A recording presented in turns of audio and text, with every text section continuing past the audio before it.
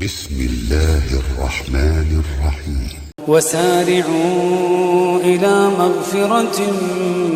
من ربكم وجنة عرضها السماوات والأرض أعدت للمتقين الذين ينفقون في السراء والضراء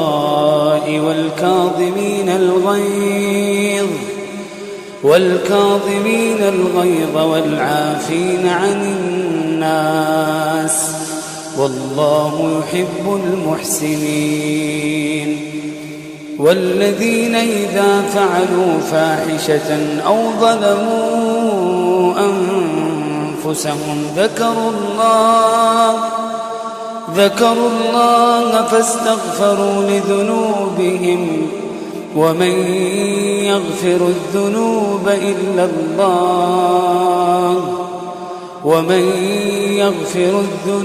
إلا الله ولم يصروا على ما فعلوا وهم يعلمون أولئك جزاؤهم مغفرة من ربهم وجنات تجري من تحتها الأنهار خالدين فيها ونعم أجر العاملين قد خلت من قبلكم سنن فسيروا في الأرض فانظروا كيف كان عاقبة المكذبين هذا بيان للناس وهدى وموعظة للمتقين ولا تهنوا ولا تحزنوا وأنتم الأعلون إن كنتم مؤمنين إن يمسسكم قرح فقد مس القوم قرح مثله وتلك الأيام نداولها بين الناس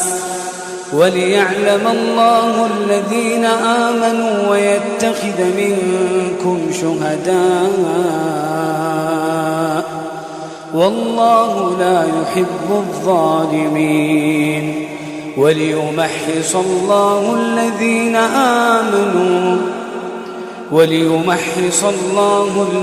آمنوا ويمحق الكافرين أم حسبتم